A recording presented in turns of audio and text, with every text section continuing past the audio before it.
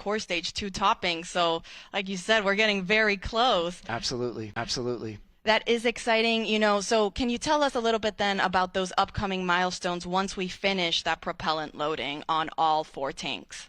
Yeah, so it's absolutely critical for us to get into what we call stable replenish on all stages. And what that means is the liquid oxygen and liquid hydrogen tanks on both the core stage and the interim cryopropulsion stage, or ICPS, are fully loaded, and we are just maintaining that level of loading. And that's a very quiescent configuration for us, and that's required for us to be in that configuration to then be allowed to send the flight crew, our closeout crew, which is there to assist the flight crew getting on board Orion. We need to be in that stable replenish configuration to be able to send those crews out to the launch pad. And as we send those crews out, that is really our press and our push to launch. We'll get the crew on board. They go through a number of checks, communication checks, system checks, and then our closeout crew's job is to back out of the crew module, close all of our hatches, get us in configuration to be able to then the closeout crew to leave the pad, and that puts us in the configuration to allow us to proceed through the rest of launch countdown as we proceed down to our final hold at T-minus 10 minutes, where we do all of our launch polls and determine that we are ready to pick up with what we call terminal count, which is from T-minus 10 minutes down to launch at T0. And really excited to get to all of those milestones as we proceed through the day. We are all very excited. We're rooting for you guys, watching along. And as you mentioned, the reason to get to all stages replenished first is because that's the point we're at the safest configuration to send people back to the launch pad, correct? That is absolutely correct. It is a very stable configuration. It's the safe configuration that we require to ensure that we're ready to send those crews out to the pad. Jeremy Graver, thank you so much for taking the time to speak with us today. We're rooting for you, wishing you the best of luck, and we'll let you get back on console. Excellent. Thank you, Tony. Appreciate it. Go Artemis. Go Artemis.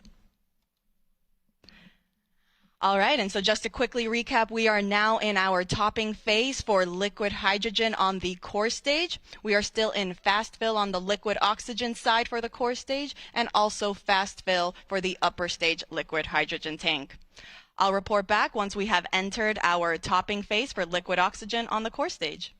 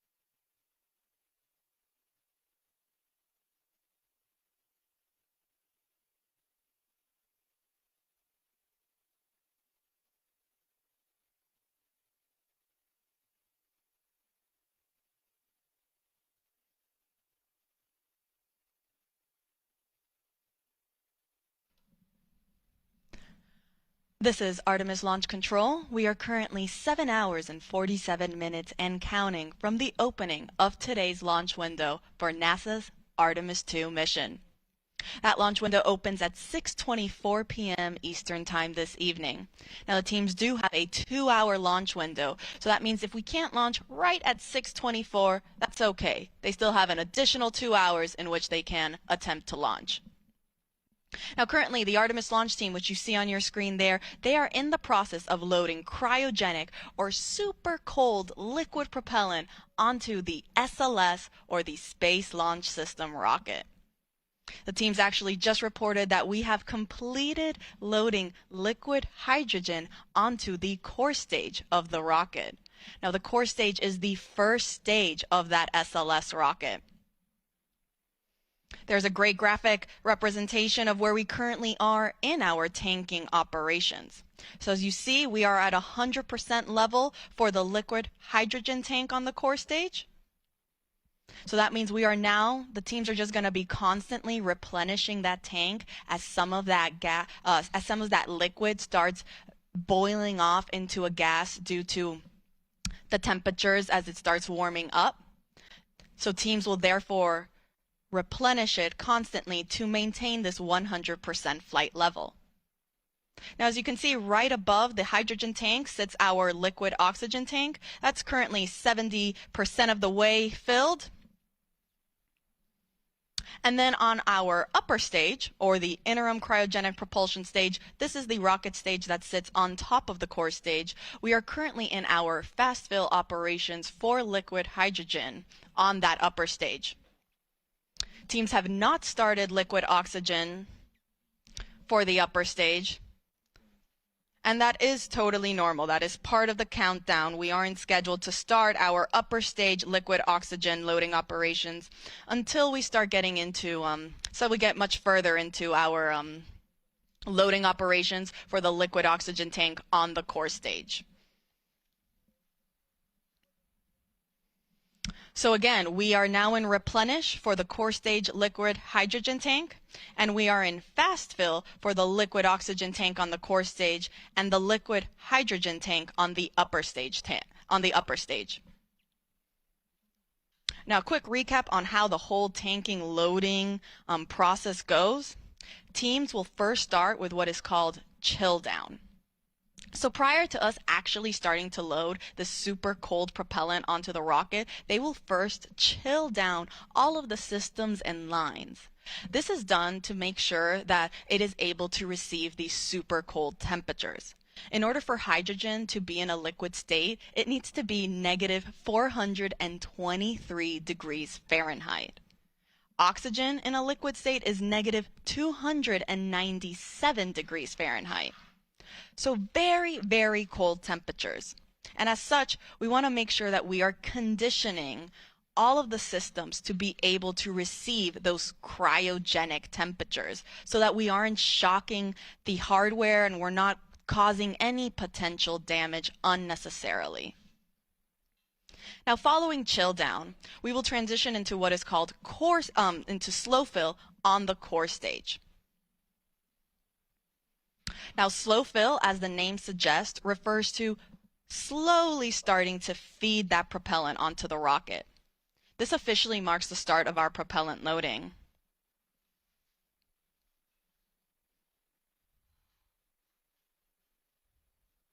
Teams actually got into slow fill for the liquid oxygen and liquid hydrogen tanks on the core stage earlier this morning, a little bit before 9 a.m. Following slow fill is then when we transition into fast fill. This is where we stay for the majority of our tanking loading operations. Similarly to slow fill, fast fill refers to loading propellant at a much faster rate.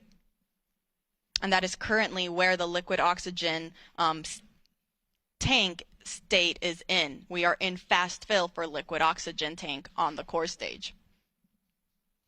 Now, after fast fill, we transition into topping. This is the last little bit that is needed to fill the tanks to 100% level. Hence why we're topping it off. Following topping, we are now at 100%. And so now we transition into replenish mode. Replenish just means we're going to be constantly replenishing these tanks so that we make sure we are again at 100% flight level.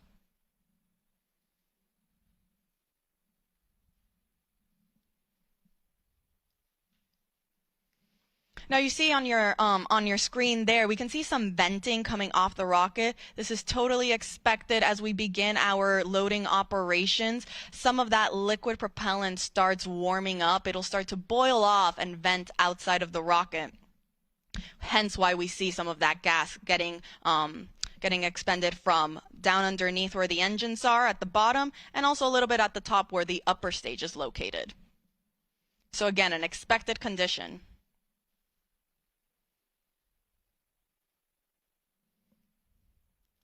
Now let's take you through the rocket a little bit. See up there on your screen we have the Orion spacecraft. Underneath there is the Orion stage adapter. The Orion stage adapter is what houses our secondary payloads, or these scientific CubeSats. They're shoebox-sized scientific experiments that will go to space following separation from the upper stage and the spacecraft. It's also the smallest section of the SLS rocket at only 5 feet. Underneath the Orion stage adapter sits the interim cryogenic propulsion stage, or that second stage. Underneath there is our core stage, or the first stage of the rocket.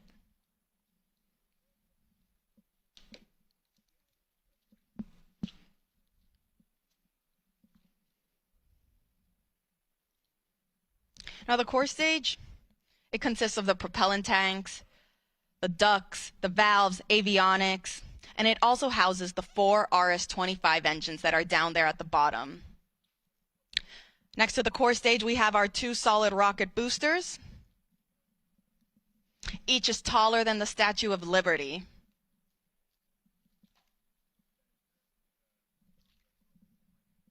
Now on those rocket boosters, you can see our NASA worm. The worm logo spans 25 feet end to end, or roughly the length of 1 booster motor segment. Now we actually have 5 segments each on each booster, so 10 segments total. It's actually 1 segment more than what was used during the space shuttle program.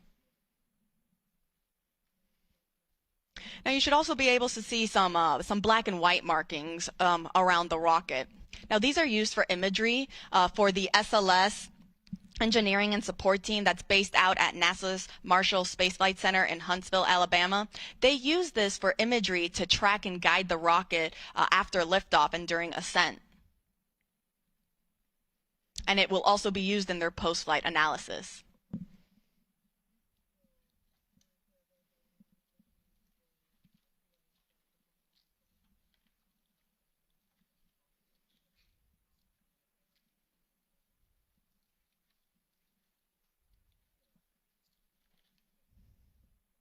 Now the orange color of the core stage is the thermal protection system, or that spray-on foam insulation.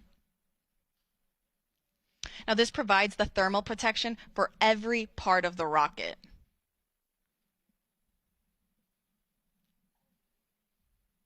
And when the foam is applied, it gives the rocket this light yellow color that the sun's ultraviolet rays eventually tan, giving our SLS rocket its famous butterscotch color.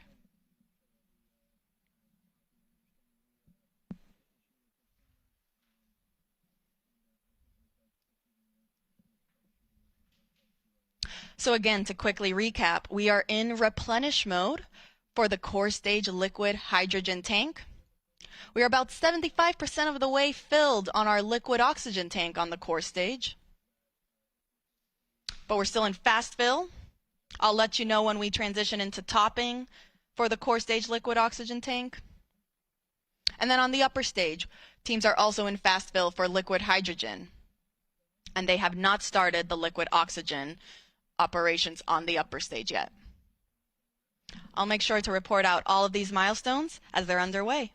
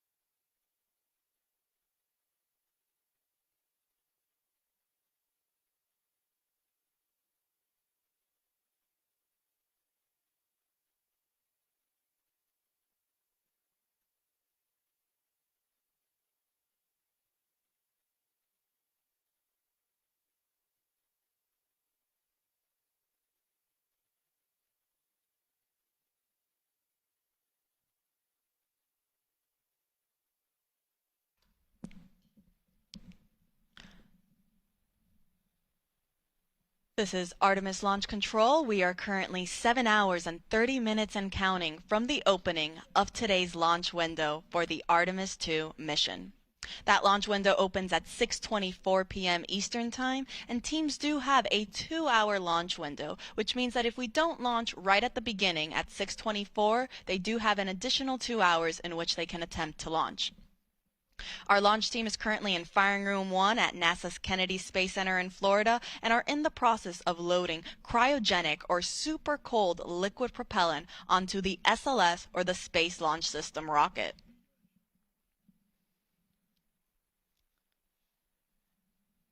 Now, teams did just complete fast fill for the liquid hydrogen tank on the upper stage or our interim cryogenic propulsion stage. Now, fast fill refers to loading propellant at a faster rate. This is preceded by chill down, which gets the system ready to receive these super cold temperatures. And then following fast fill, teams will then transition into topping and replenish. I'll get more into those, but before that, again, we just finished fast fill for the liquid hydrogen tank on the upper stage, and teams are now performing, before they start topping, what is called a vented relief test. This test is basically just pressurizing the upper stage tanks with heliums to test the relief capabilities of the tank pressure to make sure that it can handle that pressure capability during flight. So between fast fill and topping, teams will perform this test on both the liquid hydrogen and the liquid oxygen tanks on the upper stage. Following that test completion, we will then transition into topping, which just means finishing loading the rest of the tank to 100%. Following topping, we enter what is called replenish mode, which basically just means that now we are going to be replenishing these tanks at 100% level, because as we naturally get throughout the countdown, that propellant is going to start warming up and it'll start boiling and venting off, as you can see on your screen there what is happening. So because of that, and because the teams want to make sure that they still have 100% level in all 4 tanks, the 2 on the upper stage and the 2 on the core stage or the first stage of the rocket, they continuously replenish the tanks until the final 10 minutes of the launch countdown, or what is known as terminal count. Now, speaking of replenish mode, we are currently in replenish mode for the core stage liquid hydrogen tank.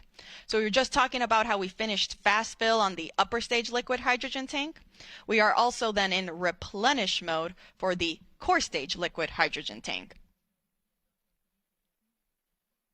On the liquid oxygen side, we are still in fast fill for the core stage liquid oxygen. And then on the upper stage, we haven't started those liquid oxygen operations yet. The teams want to wait until we are a little bit further along in the core stage liquid oxygen loading operations before we transition into that upper stage loading operation.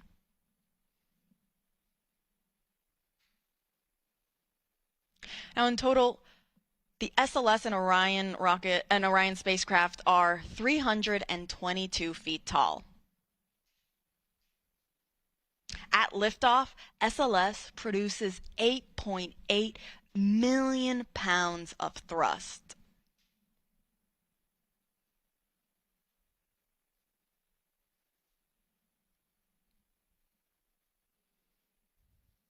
A little bit more than the Saturn V rocket that was used during the Apollo missions, which were roughly 7.5 million pounds of thrust to send those astronauts to the moon.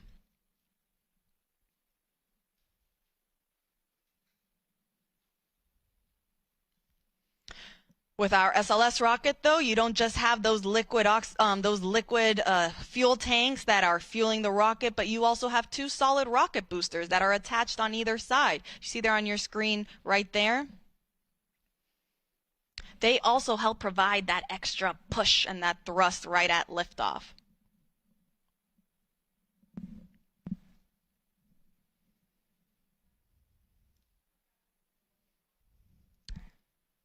Now, Let's go up a little bit on the rocket, go back to our upper or our second stage, our interim cryogenic propulsion stage. For those that have been following us along since Artemis I, you might remember that the interim cryogenic propulsion stage for Artemis I provided the big push to send the Orion spacecraft on its way to the moon. For Artemis II, however, it's going to be a little different. And the reason for that is because Artemis II is NASA's first crewed test flight, meaning we are sending astronauts on board this rocket for the first time. And because of that, we are going to have the capability to practice a bunch of different systems and tests and operations that we couldn't do if it were uncrewed. One of these operations is what is called the proximity operation demonstration. This involves the upper stage, or that interim cryogenic propulsion stage, and the Orion spacecraft practicing proximity maneuvers where the Orion spacecraft will practice approaching and getting away from the upper stage in a high Earth orbit. The reason teams want to practice this is in preparation for Artemis III and future Artemis missions for when Orion docks with our lunar landing systems. And so because of this, this means that the interim cryogenic propulsion stage will be separating from Orion much sooner. Meaning that following this demonstration, it will be Orion's European service module that will actually send the spacecraft on its trajectory to the moon. It will perform what is called the translunar injection burn. Now, this proximity operation is scheduled to happen during the first day of flight, so pretty soon.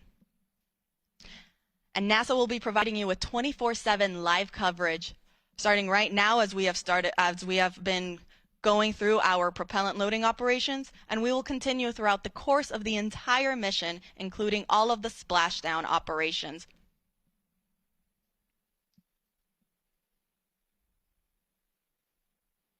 Artemis II will send NASA astronauts Reid Wiseman, Victor Glover, and Christina Koch, and Canadian Space Agency astronaut Jeremy Hansen on a 10-day mission around the moon and back. Orion is scheduled to splash down off the coast of San Diego in the Pacific Ocean.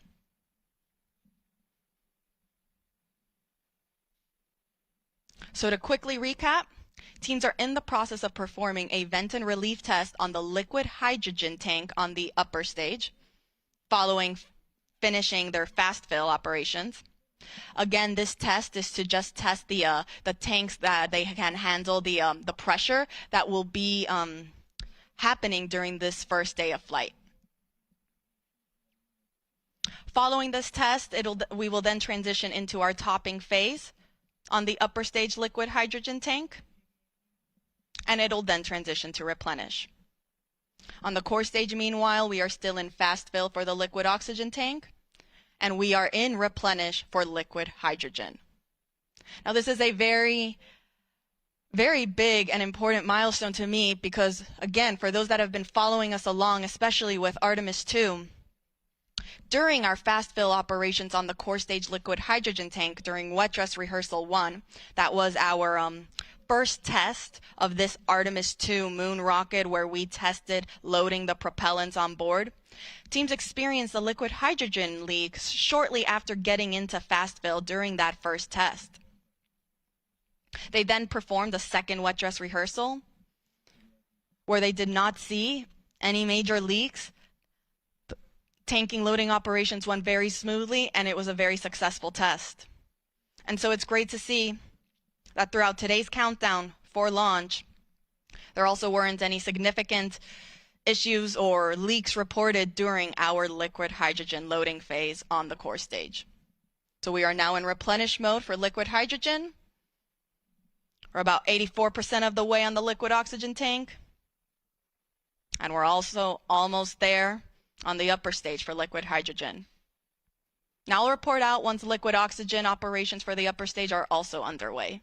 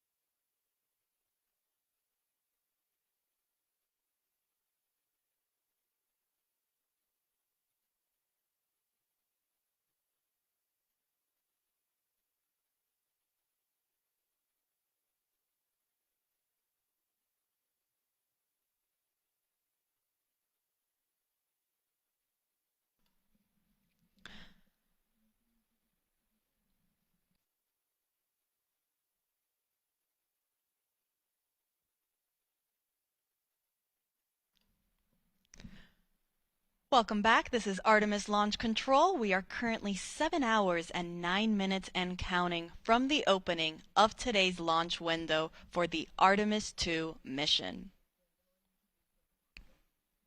Our Artemis launch team is currently in the process of loading liquid propellant onto the SLS, or Space Launch System, rocket. Teams just reported out that we are in our topping phase. For the upper stage liquid hydrogen tank, this means we are almost at 100%, if not pretty much there, on that upper stage tank. The upper stage is the second stage of the SLS rocket. Here's a graphic representation where we can see where we're currently at in our tanking operations. That means we have now finished loading our liquid hydrogen on both the core stage and the upper stage. As I said, we're in that topping phase to get us to 100%. And afterwards, we'll then transition into replenish mode to stay at 100% level. You can see on the core stage, we are already at the replenish mode, if you see that 100% level right there.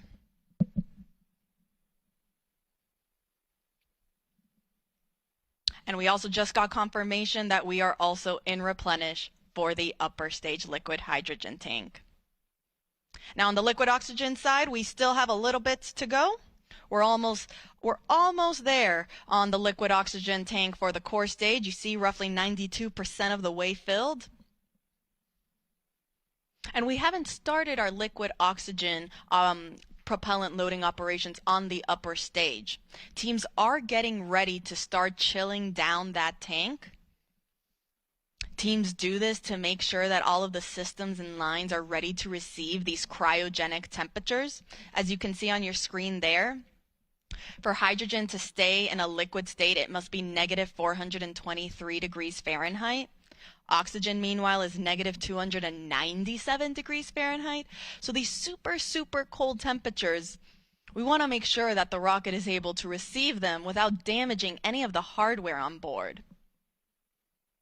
So we'll start with chilling down that liquid oxygen tank and lines before we actually start loading it onto the upper stage.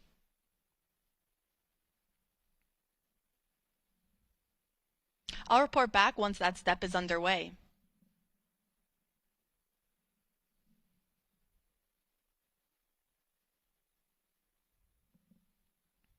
As a reminder, our launch window opens at 6:24 p.m. Eastern Time this evening.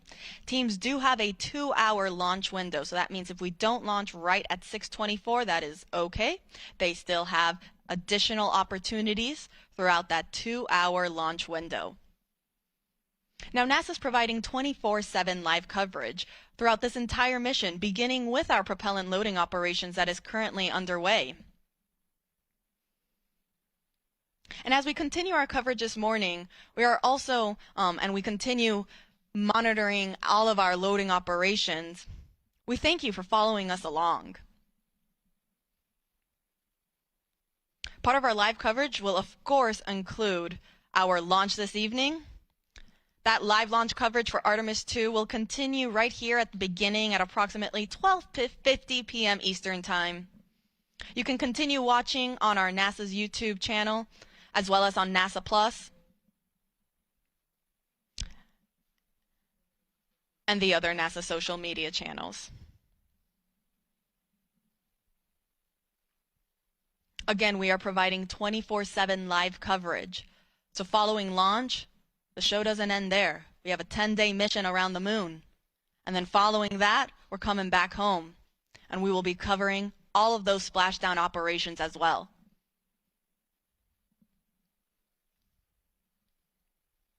Artemis II is a test flight. It is NASA's first crewed Artemis mission. We will be sending NASA astronaut Reid Wiseman, who serves as the commander, Victor Glover, the pilot, and mission specialist Christina Koch. And then we're also sending Canadian Space Agency astronaut Jeremy Hansen, who serves as the other mission specialist for this mission.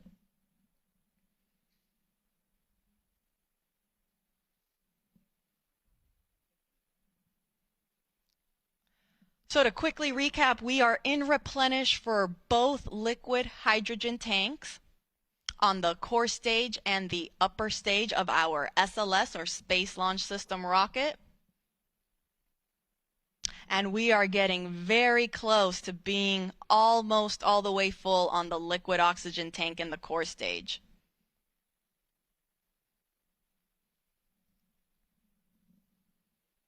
I'll make sure to report out once we start entering topping for the liquid oxygen tank in the core stage. Again, that refers to the last little bit that is needed to get us to 100%. And I'll also make sure to let folks know when our chill down operations are in work on the upper stage liquid oxygen tank. As a reminder, all of this propellant that are on board these 4 tanks of these two rocket stages, they feed the engines that are underneath and then provide the power and the push to send the Orion spacecraft on its voyage to the moon.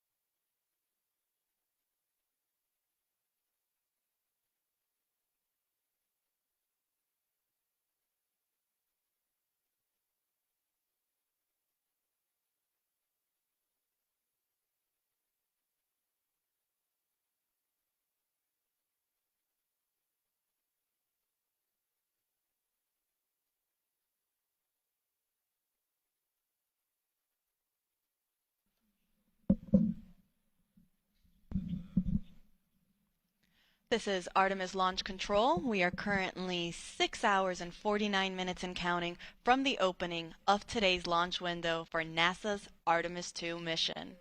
That launch window opens at 6:24 p.m. Eastern Time this evening, and we do have a 2-hour launch window, which means that if we don't launch right at the start at 6:24 p.m., that is okay. Teams still have an additional 2 hours in which they can try to launch the SLS, or Space Launch System rocket, and the Orion spacecraft.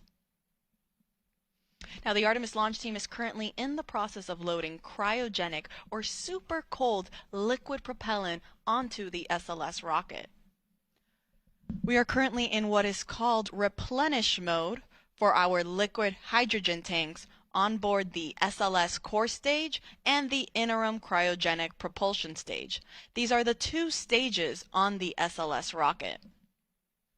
Now, replenish mode means that we have finished loading hydrogen on board both of these rockets. That means they are at 100% level. And teams are just constantly replenishing the tanks to make sure that they stay at 100%.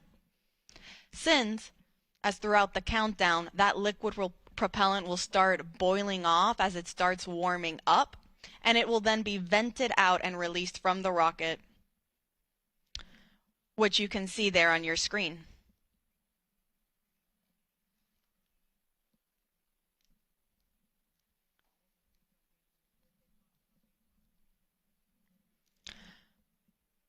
Now, on the liquid oxygen side, teams are now in topping phase for the core stage liquid oxygen tank. Topping is the in-between state of fast fill and replenish mode. Fast fill is where we spend the most of the time loading propellants. We load it at a much faster rate. Then once we reach a certain point, we will transition into topping to finish loading the tank to 100%. That is now where we are currently at in the core stage liquid oxygen tank. And following topping, we then transition into replenish. So we're in core stage liquid oxygen topping. We're in topping for the core stage liquid oxygen tank. And we are in replenish mode for both tanks on the liquid hydrogen, on the core stage and the upper stage. Now, meanwhile, on the liquid oxygen tank on the upper stage, teams just reported that they have now started chill down for that upper stage tank. This is the first step that is needed before we actually start flowing and loading that propellant on board. The reason this is done is to chill down the systems in line so they are ready to receive those super cold temperatures and not cause any potential damage to the hardware. For reference, oxygen needs to be negative 297 degrees Fahrenheit to be in a liquid state, and hydrogen, negative 423 degrees Fahrenheit. So very, very cold temperatures that the rocket is dealing with right now.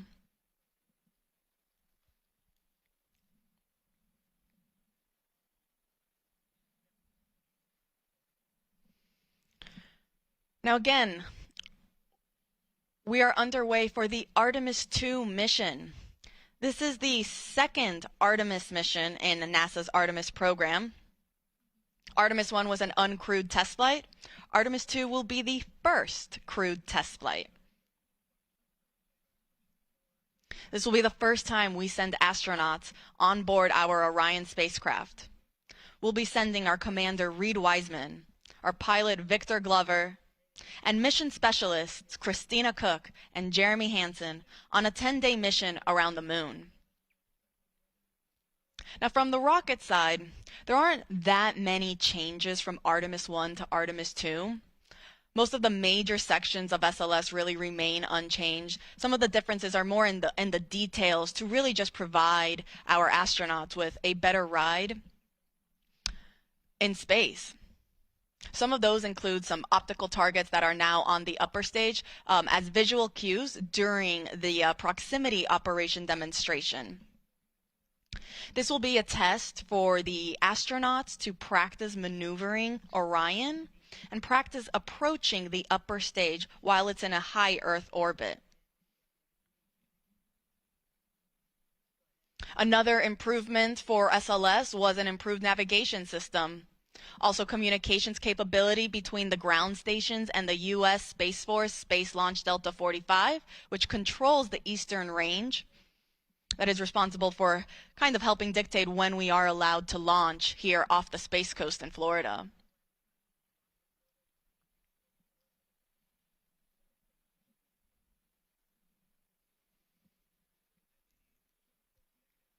Now, all of the 4 tanks on the upper stage and the core stage, they feed the engines that are down below. At liftoff, the 4 RS-25 engines will operate for the first 8 minutes during flight. The 2 solid rocket boosters that are on either side, those operate for only 2 minutes, and they provide 75% of the power at liftoff.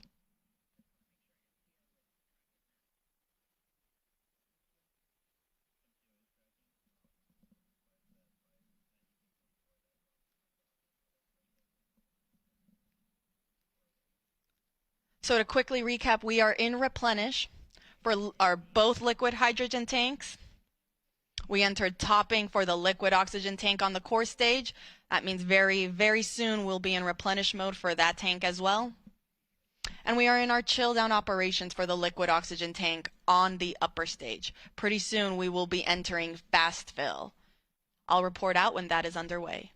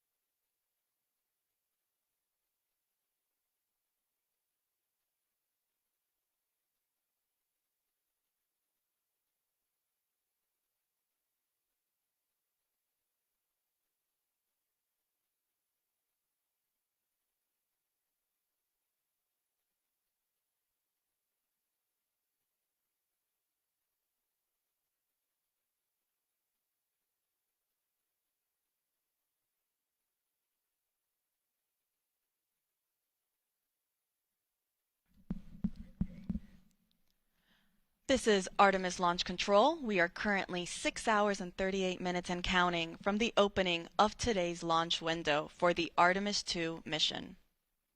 That launch window opens at 6:24 p.m. Eastern Time this evening, and teams do have a 2-hour launch window in which they can attempt to launch the SLS, or the Space Launch System rocket, and Orion spacecraft. The Artemis launch team is currently loading cryogenic or super cold liquid propellant onto SLS. We are currently in replenish mode for both liquid hydrogen tanks on the 2 stages of our SLS rocket.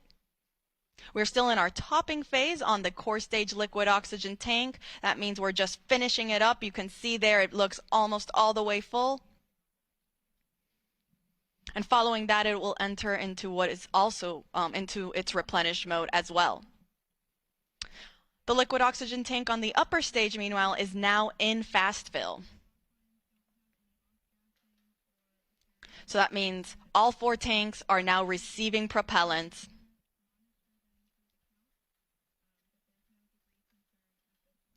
Following fast fill on the liquid oxygen tank for the upper stage, teams will perform that vent and relief test that they also did for the liquid hydrogen side on the upper stage.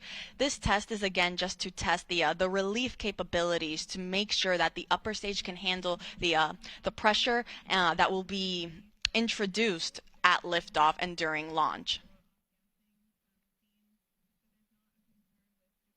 Following that, it will then enter topping and will then go to replenish mode as well. Once we are in replenish mode for all tanks, that will be the signal to the launch team to tell our astronauts that they are ready to start heading out to the launch pad and get on board their Orion spacecraft.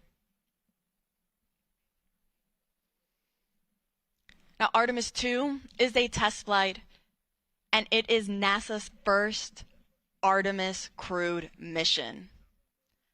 That means this will be the first time that our astronauts, our Commander Reid Wiseman, pilot Victor Glover, and mission specialists Christina Koch and Jeremy Hansen, they will be the first to experience launch and flight atop SLS. The rocket hits a maximum speed of 22,670 miles per hour.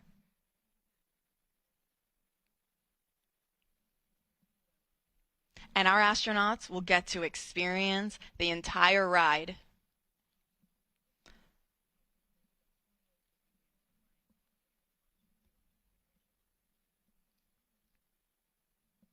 So to quickly recap, we are in replenish mode for both liquid hydrogen tanks. We are in topping, meaning we are finishing up loading liquid oxygen on the core stage. That is the first stage of the rocket. And we are in fast fill for the liquid oxygen tank on our second stage, or that interim cryogenic propulsion stage. I'll report out once we have also entered replenish mode for the core stage liquid oxygen tank.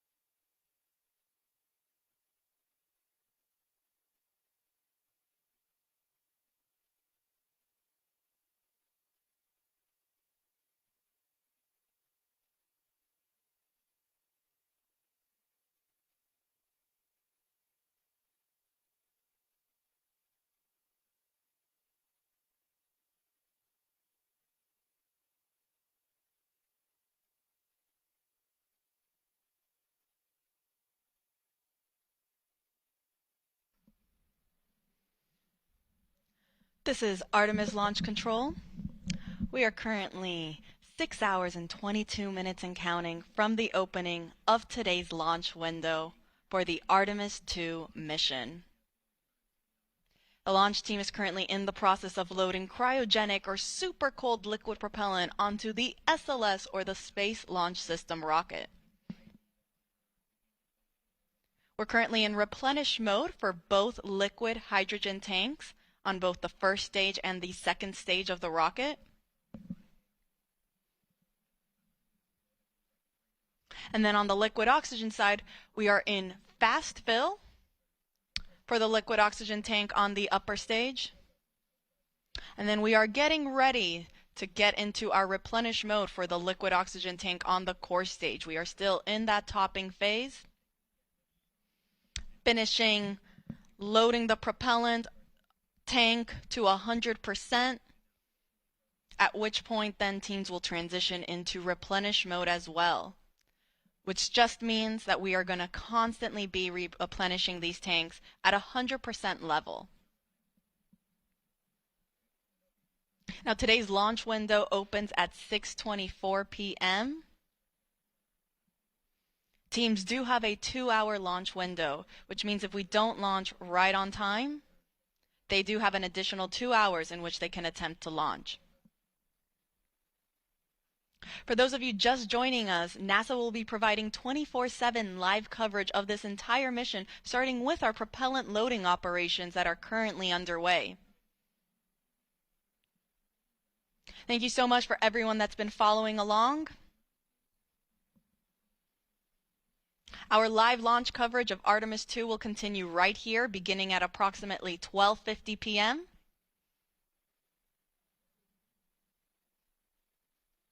where the rest of my NASA commentators will be chiming in on how the rest of today's countdown goes. And we'll take you through the rest of the mission.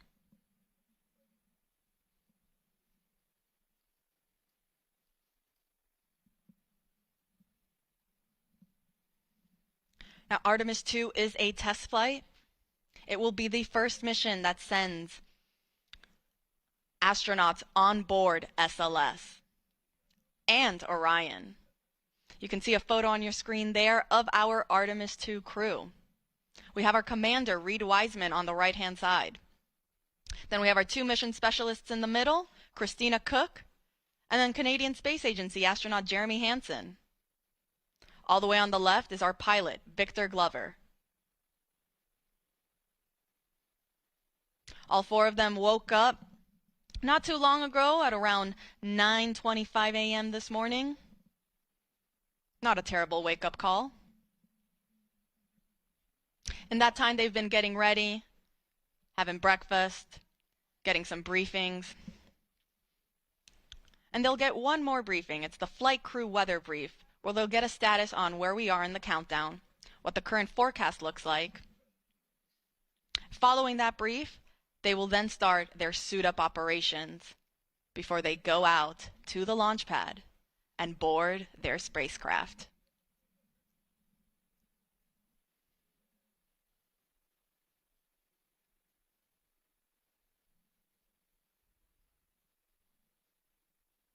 And teams did report that we have now entered replenish mode for the core stage liquid oxygen tank. So we are now in replenish for both liquid hydrogen tanks on the core stage and the upper stage. And we are also in replenish mode for the core stage liquid oxygen tank. On the upper stage liquid oxygen tank, meanwhile, we are still in fast fill. And I'll report out once then we transition from fast fill onto the next step, which will again be that vent and relief test. This is pressurizing the upper stage tanks with heliums to test the relief capabilities of the tank pressure to make sure that it can handle that capability during flight. Following that test, teams will then start topping on the liquid oxygen tank, and will then, after topping, will then transition into replenish mode as well.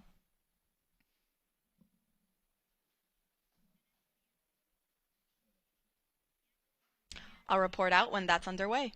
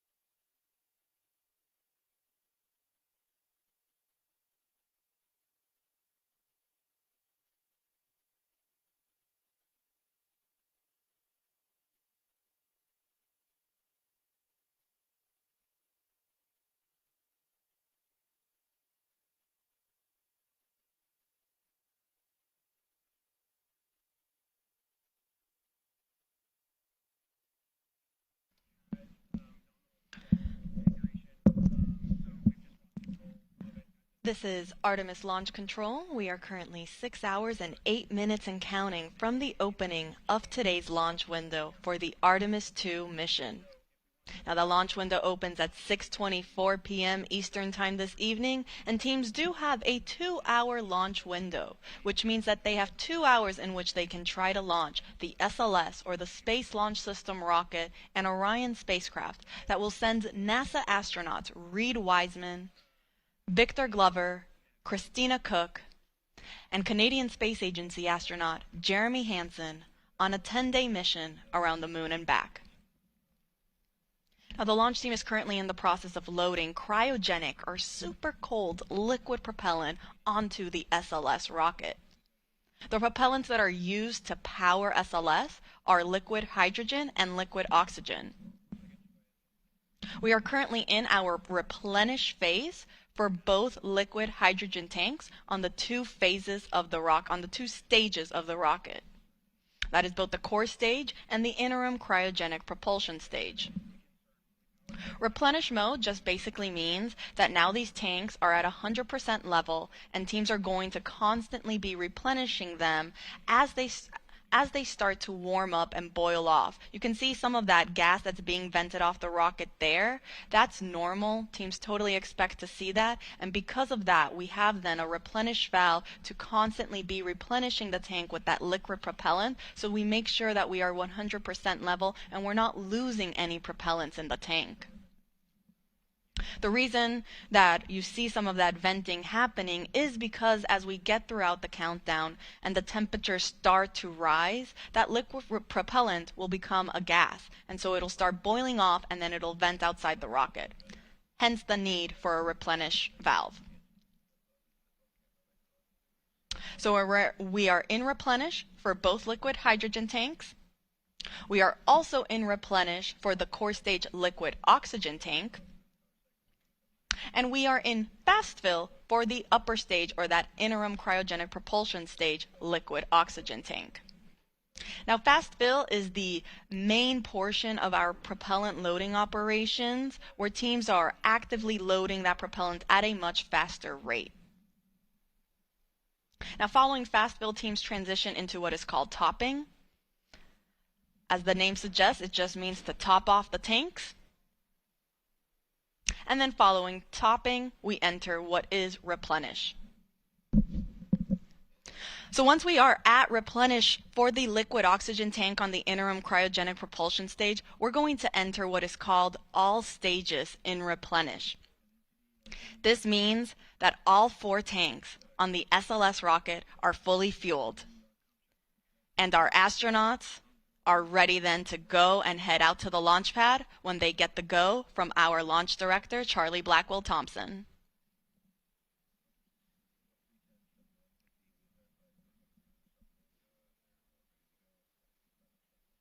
Now, coming up shortly, our astronauts will be joining in on a flight crew weather brief with our launch director, as well as with the flight director in Houston and the launch weather officer. They'll provide a quick status on how the forecast looks for the rest of today's countdown, as well as where we currently are in our countdown operations.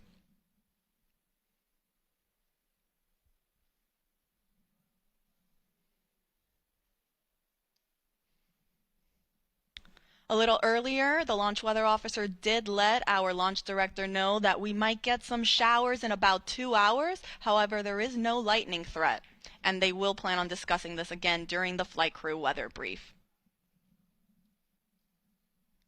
Currently, teams are forecasting 80% go for weather conditions during that 2-hour launch window.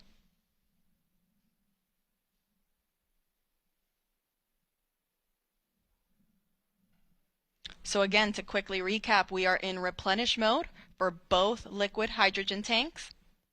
We are also in replenish mode on the liquid oxygen tank on the core stage. That is the first stage of the SLS rocket. And we're in fast fill for the liquid oxygen tank on the upper stage.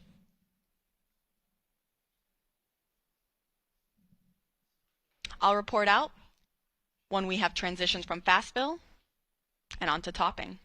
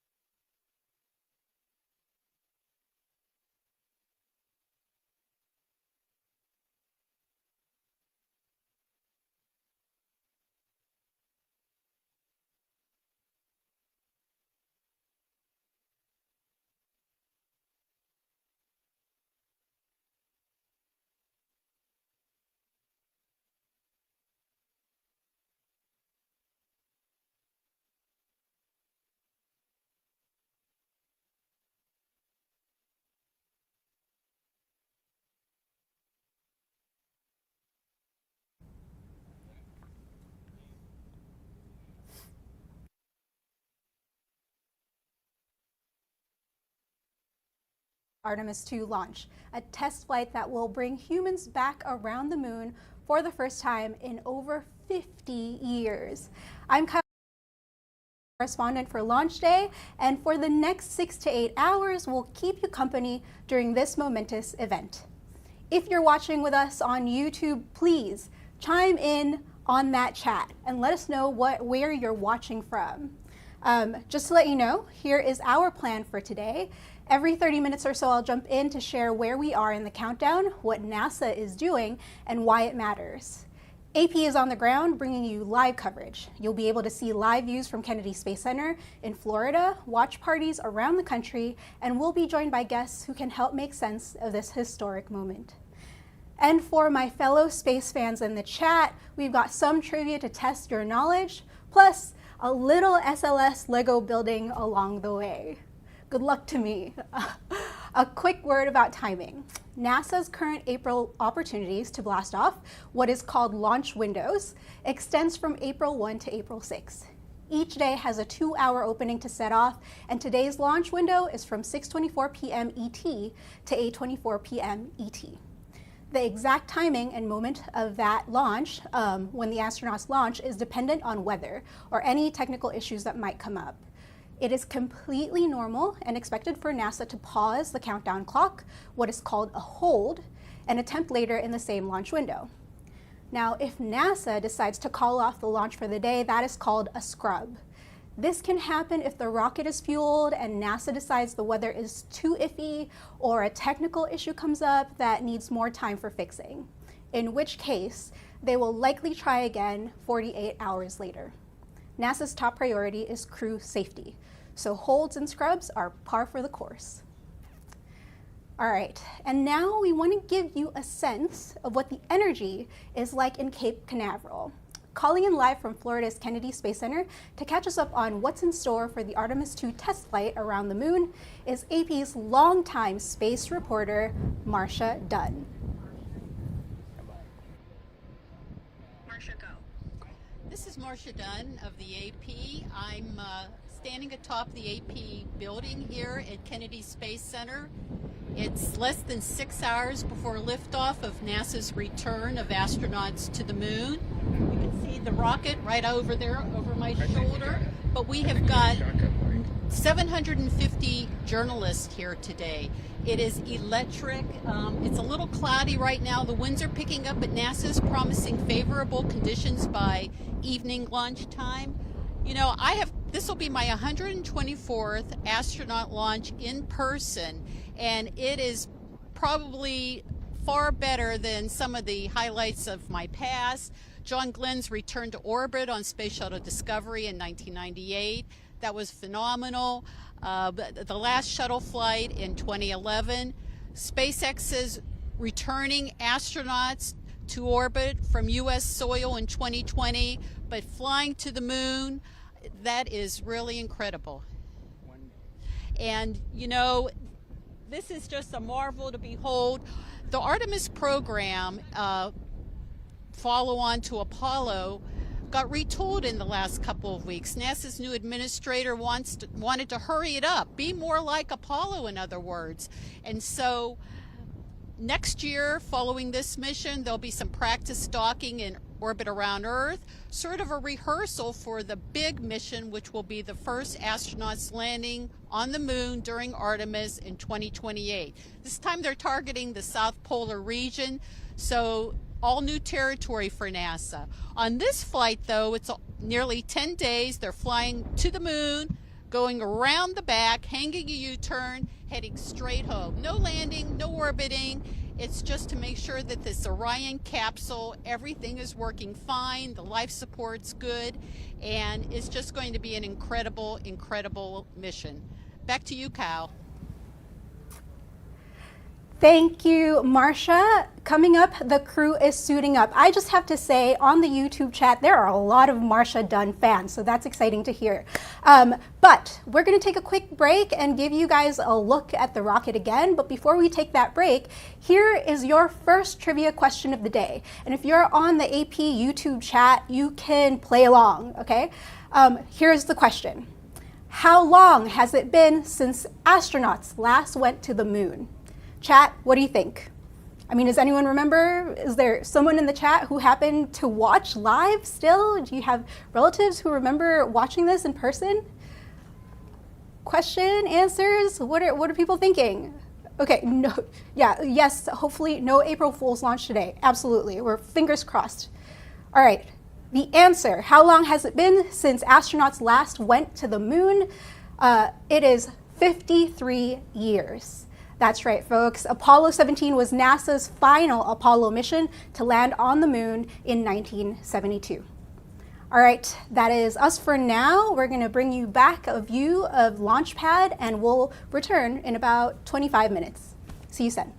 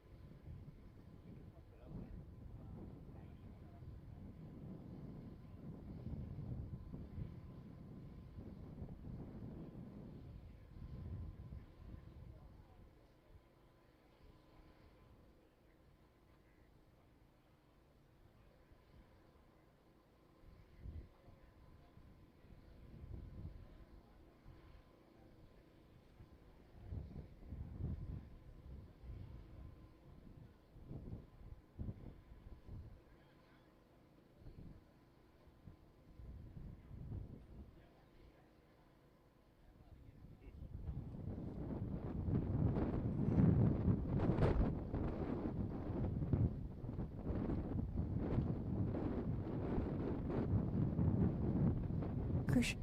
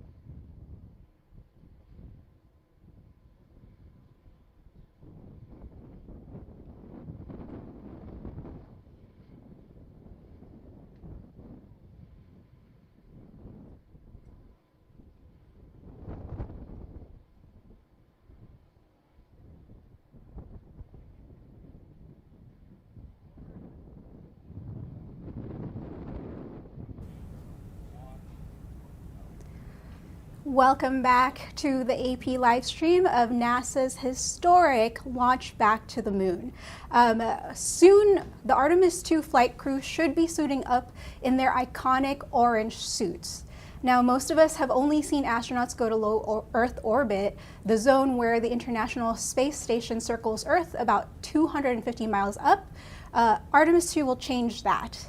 This is the first astronaut mission around the moon since Apollo 17 in December 1972. If the crew launches before April 4, Artemis II's flight path is expected to break Apollo 13's record for the farthest distance humans have traveled from Earth. And if they launch on April 1 or 2, astronauts will also get to see a solar eclipse through the Orion capsule. Now, there are a lot of differences between the Apollo and Artemis missions. So what's really changed? Apollo put 12 American men on the lunar surface between 1969 and 1972. During the space race, their goal was to land as quickly as possible on the moon and come back, at times picking up moon rocks for study.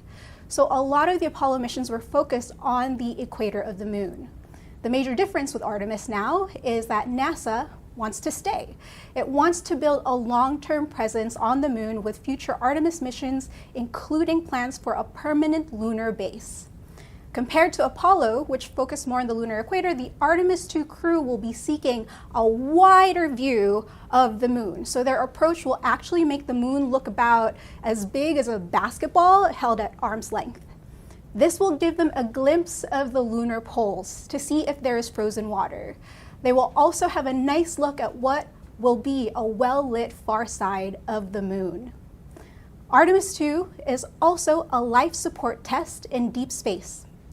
NASA will check the cabin air, drinking water, waste system, communications, and all the day-to-day basics that have to work before astronauts can stay out in space longer. The Orion capsule, is also new. It's roughly double the size of the Apollo command module and is designed to keep 4 astronauts alive in deep space for up to 21 days. Finally, for those wondering when Artemis will land on the moon, NASA recently shook up the Artemis roadmap. After this test flight, Artemis II will now be an Earth orbit test mission in 2027, and Artemis IV will be the first planned moon landing in 2028. Now, AP video journalist Shelby Lum had a chance to interview someone who was there for the Apollo missions. So let's hear from an Apollo engineer who knows what it takes to turn moonshot plans into real hardware. Mission sequence start. Engines on, 5. To land the first men on the moon. Liftoff on Apollo 11. I have been blessed to have worked in probably the most exciting period to date of the space industry. Houston, what does the old moon look like from 60 miles? The Apollo program had so many unknowns, in the middle 60s. We knew what we had to do. We didn't know necessarily how to do it, but by golly, we'd figure it out. We choose to go to the moon in this decade and do the other things, not because they are easy, but because they are hard. The national goal in those years, because of Kennedy's pronouncement, because of his assassination, there was a tremendous wave behind us pushing. There wasn't a lot of negativity as to why we should go to the moon. But you'll hear people say now, well, Artemis II is just like Apollo 8. Well, in essence it is, but you're flying new hardware, you're flying more people. I don't consider it to be a replication of Apollo 8. Apollo program was, we're going to go to the moon, we're going to land, and we're going to bring men back safely. And we'll bring a few rocks back with us, but that was basically the Apollo program. Artemis, of course, has a whole different agenda. Basically it's to establish an outpost on the moon. If we can establish an outpost up there and where we can actually use the moon to help us go beyond the moon is what's important. It's spectacular. Yeah, it's the next phase. We should have done Artemis 50 years ago. You've got a new generation.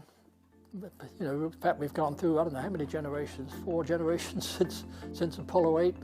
And so you've got people now, younger people again, on the program that are excited. We've got 60 years of development since Apollo. And I love pushing back at the frontiers of science, and this is a step in that direction. All right, before we take another break and send you back to a view of the rocket and maybe the astronauts, here's your next trivia question for the chat. I hope you're going to join in on this question, all right? What human record could Artemis II break during this test flight? If you were paying attention, you might have heard it. So let's see if anyone knows. What human record could Artemis II break during this test flight, depending on when they launch? Any answers? The answer is Artemis II could set a new record for the farthest humans have ever traveled from Earth. The current mark is 248,655 miles, which was set by Apollo 13 in 1970. We'll be right back, and please enjoy a view of the rocket and maybe the astronauts. We'll see.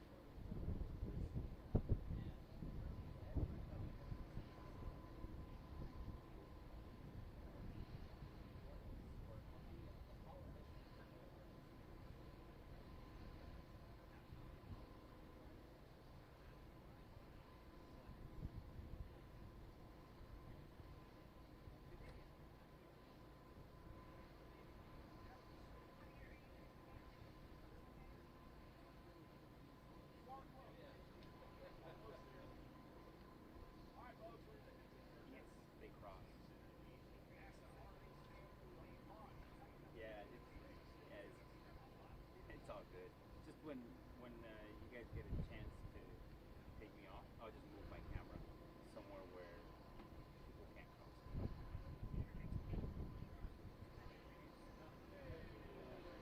That's fine. Yeah. Cool. Yeah, I'm watching the live stream. So yeah, let's do it.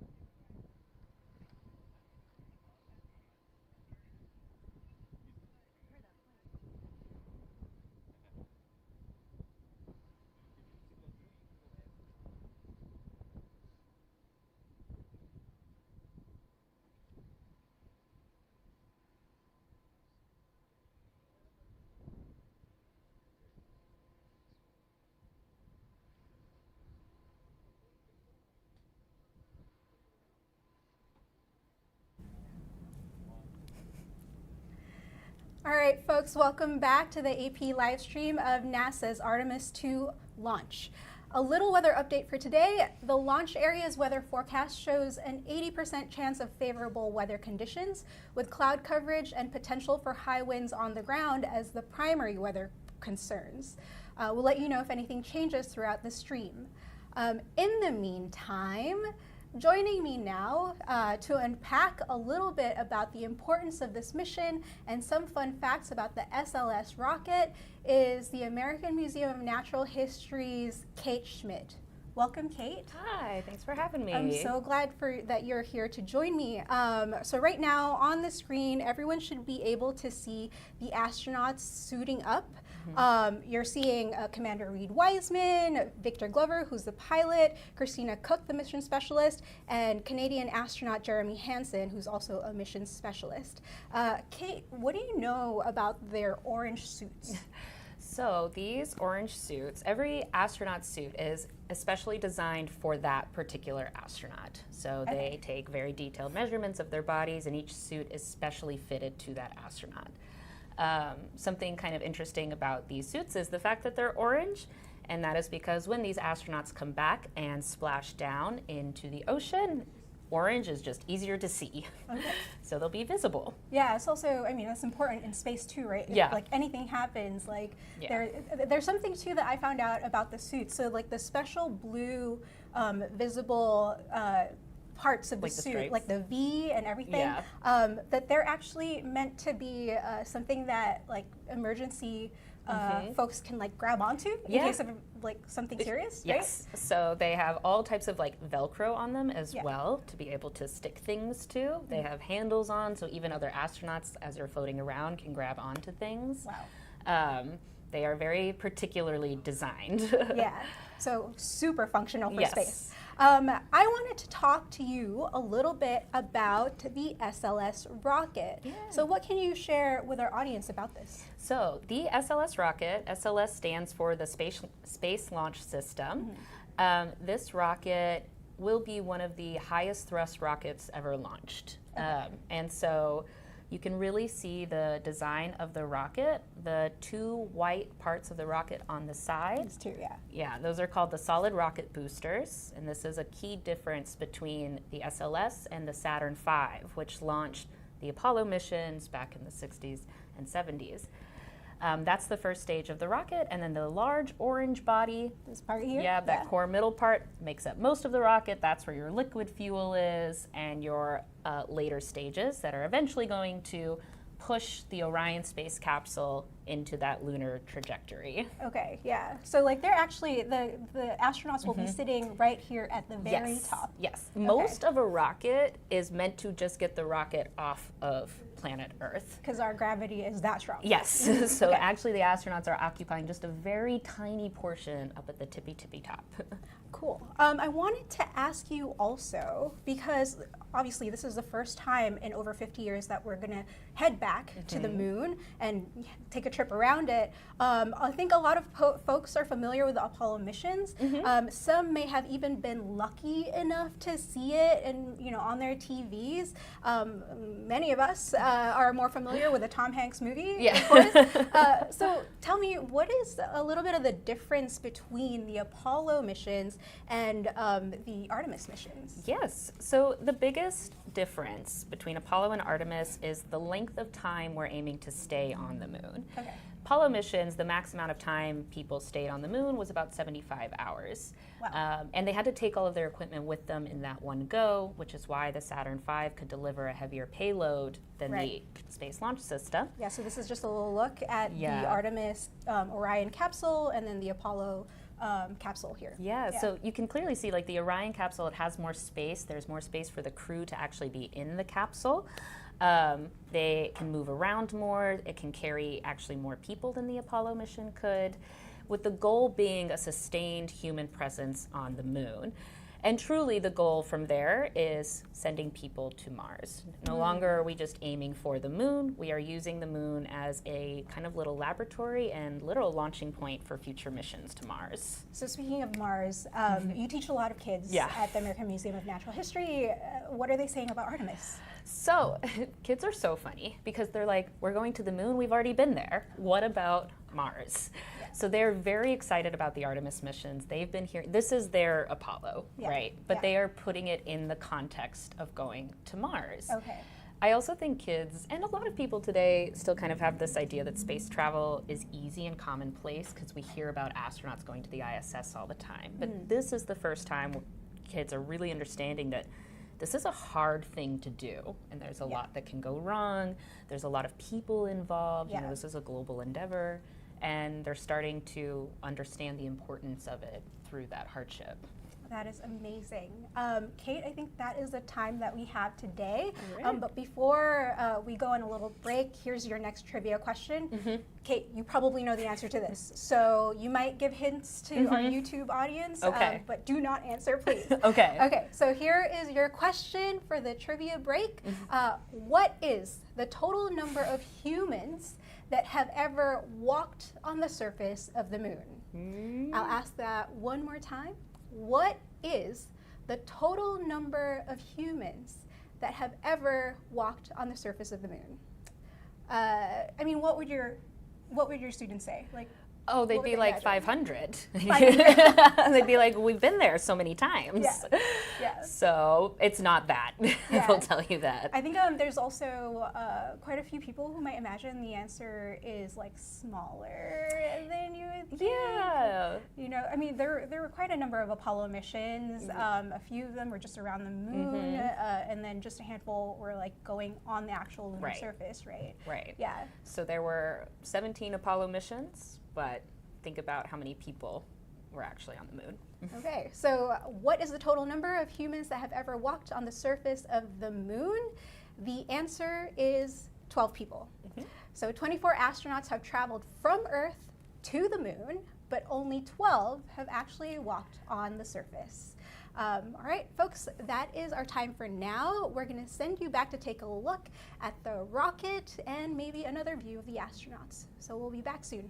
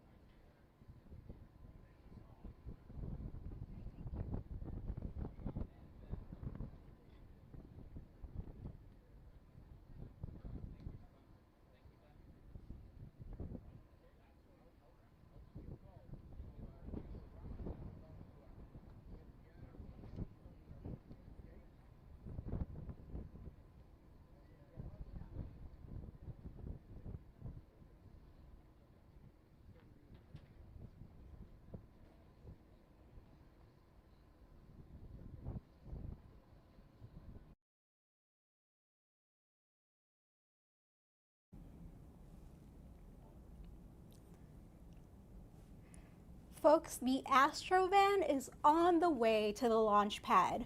What you've just witnessed these past few minutes is one of launch day's signature visual moments, the crew walkout. 4 astronauts in bright orange suits heading from suiting up toward the pad before they climb aboard Orion.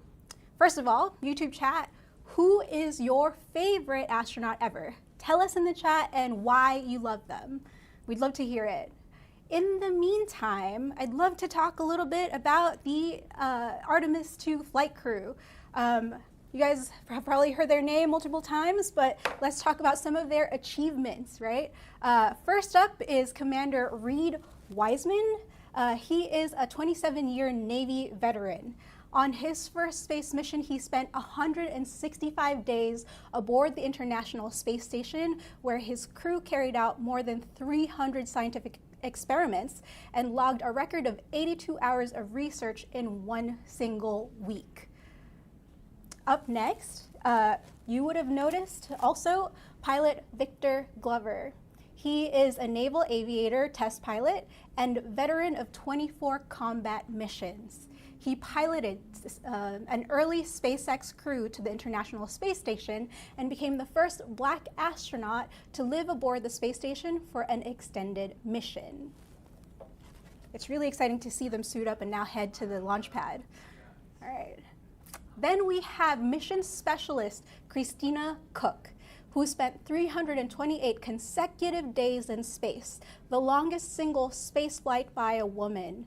She also took part in the first all-female spacewalk in 2019. Artemis II will be her second trip to space.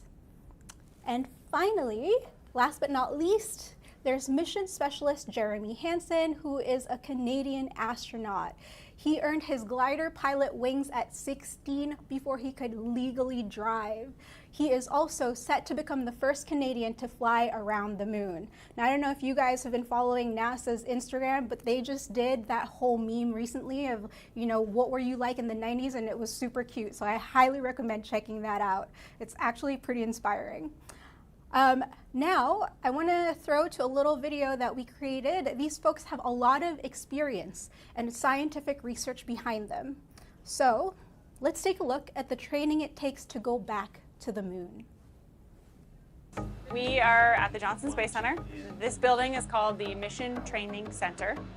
And this facility here is the Orion Mission Simulator. My primary role for Artemis II is as the Chief Training Officer, in charge of developing and then providing the astronauts all of the training they will need. Hey, we're going to swap. I'm going to have Jeremy and C2. So we are currently down our mic input on the speaker unit. Houston Orion on 1. I'll check with their handle. So this is a place where the astronauts can see how all of their displays and switches will look for the mission. We simulate just a few minutes before liftoff, all the way through. We've splashed down in the Pacific Ocean and are making contact with the recovery forces. We actually started way back in 2023. Fundamentals, like what are the systems on Orion? How does the vehicle work? Past several months have been really focused on contingencies. So what happens when something breaks and how do we react to it? There's a certain few things that we don't have time to go pull out procedures for. The crew has to know this is what that looks like when this problem happens, and here's immediately what I need to do for it. To keep it centered, so we need to get opening and centered. Some things are quite a bit different than what we've done in the past. Our Artemis II astronauts could be the first human eyes to see some of these amazing features on the far side of the moon because they weren't lit for the situation of the Apollo missions. The Lunar Science